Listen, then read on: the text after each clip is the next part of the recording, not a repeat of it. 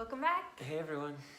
All right, so we're going to do number 10 and 11 and 12. 12 is short, so we'll just do those three. So productivity, and this is actually, we got a little ahead of ourselves because yesterday we were talking about hard work will become easy, and so that's what is in this one as well. Yeah, but when you bring the fun and the enjoyment to an activity, it makes sense that what was once hard work will become easy, and whatever is easy, you'll improve your productivity. And I think it's interesting because some people might want to describe their ideal state as being ultra productive. Like for one person, it could be, I would be enjoying and myself and having fun all the time. That would be their ideal state. But another person would say, my ideal state would be, I'm ultra productive. I'm getting stuff done all the time.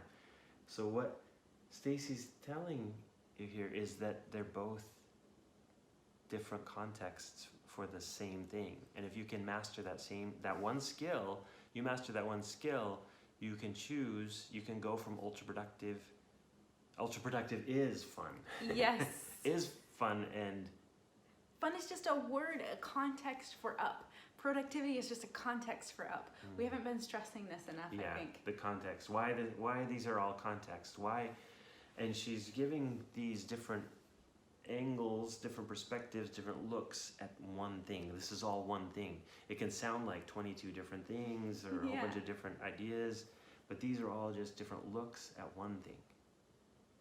That's powerful. Translate that. Well, you don't have to, but translate this stuff. Okay, so, yep, and physical abilities will enable them to produce more efficiently with higher quality.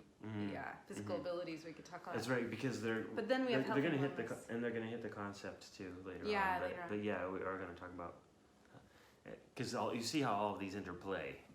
They're not isolated. They interplay. Yep. Okay, so 11, abundance and flow. So up is conducive to openly accepting and sharing resources, living in the flow zone, creating wealth, appreciating everything life has to offer. I'm reading it. You read the whole thing.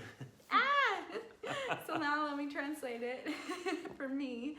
So abundance and flow, like openly accepting and, okay, so being able to have, okay, I'm going to use an analogy. This is, I love this analogy. Okay, so if you think about two people who are hugging, like after the hug was initiated and two people are hugging, who's getting the hug and who's losing a hug? Like, that's ridiculous. You'd be like, no, they're both getting a hug. They're like, no, someone's losing a hug and someone's giving a hug. And you're like, no, they're both getting a hug. And I love the hug analogy for sharing of resources and abundance, because whenever you interact with another person, bring that idea of any transfer of resources, any transfer, time, energy, focus, service, anything. Think of it as a hug as much as possible, where no one's losing and no one's gaining. And it's like bringing the enjoyment with you, bringing the enjoyment to the interaction, so that even when you're giving resources and they're giving back thank yous, you're not losing anything, because you feel full, tippy top up to the brim, full of joy in all of the interactions. And so when we're talking about openly accepting and sharing resources, if you can see it as a hug, and that's where it's ideal, right? If you pay for something, you feel like you're getting a good deal, then the person who created it and gave it to you at that price, they're happy that you got it at a good deal, and so no one lost anything. You spent money on it, but it was worth it to you. And they created it, and now they don't have it anymore. You have it, but you gave them resources in exchange. So any kind of exchange like this that's done, I want to say done well, but yeah, you described it as ideal. So in the real world, the other person may not react to it like a hug. Yeah, and that's up to them. That's up to them. So you're talking about your side of it, right? Yeah, I'm talking about my side of it, but I'm also talking about how, that's all we can talk about. Yeah, because if we expect them to feel like, if someone didn't feel like they were receiving a hug, they didn't want to hug you. Yeah, you stole that hug. Yeah, or I mean, the feel of the hug is still you. Yes. So much of it is how you what you bring to it. Well, all of it is what you bring to it. But the idea of the hug is something that's not one of, you're both getting the same, I mean, on the outside you're getting the same thing. You're bringing something different on the inside, but on the outside you're getting the same thing. One of you isn't losing and the other one gaining. But if two up people interact, then it's this optimal thing that I'm trying to put into words. Yeah, and I think like the idea you talked about with pure motives, where because you don't, if you go into any kind of exchange of resources where there is nothing you need from the exchange to give you happiness or to make you feel better, you can go in with pure motives. You can go in just looking at, is this going to be a beneficial exchange? Is this going to be an exchange that I approve of? Does it fit my directions? Does it, especially towards that person or that other organization or things like that, is this going to be a beneficial situation with resources? And because you don't need any emotion out of it, you don't need it to make you feel a certain way. You don't. Your ego's not involved. Your fear is not involved. You can go into it with pure motives and just look for the benefit of the exchange. So it's a different way of looking. Yeah, exactly.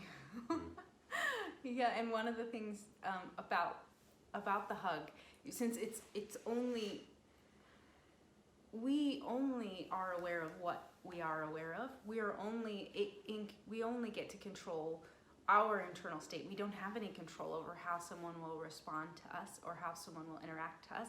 And so the way I approach it, the way I kind of translated it, was that I assume that they are going to feel the most optimal in any interaction I have with them. Like, I just assume that's kind of the way I'm going to interact with them, that I assume that, and then like they will be however they are, and they will interact however they are, but I just look at the effects of me thinking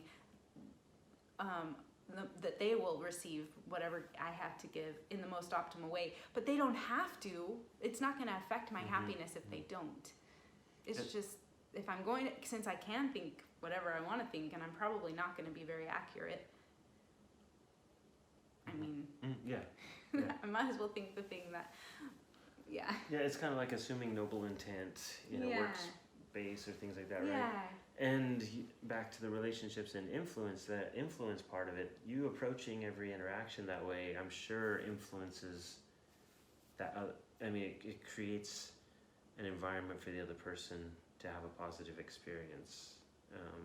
When speaking from environment side of it. Yep. But we can't.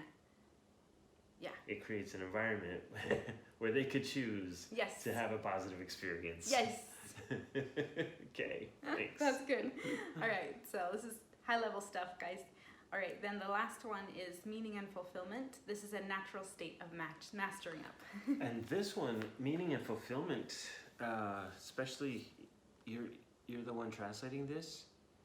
How important is meaning and fulfillment to you? What part of your life does it fill?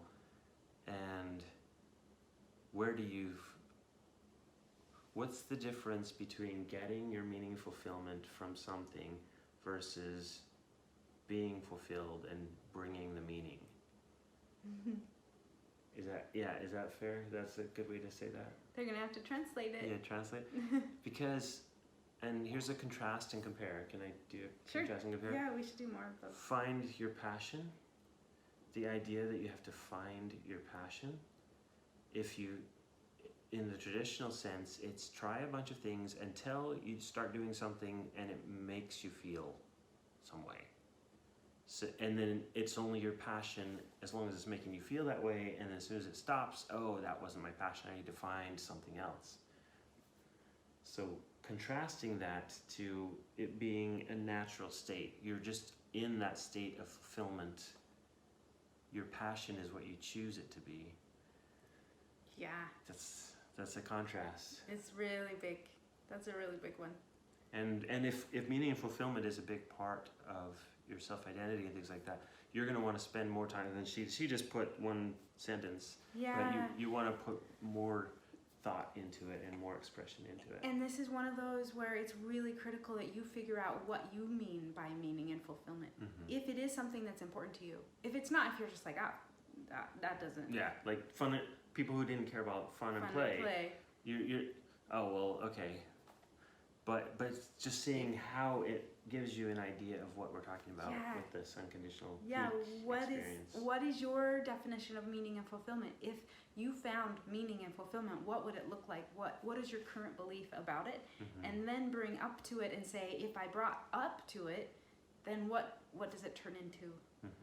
Yeah, what would that look like? Yeah. And I'd love to hear love your ideas and to thoughts hear on it. this, especially if this is one of your kind of core beliefs.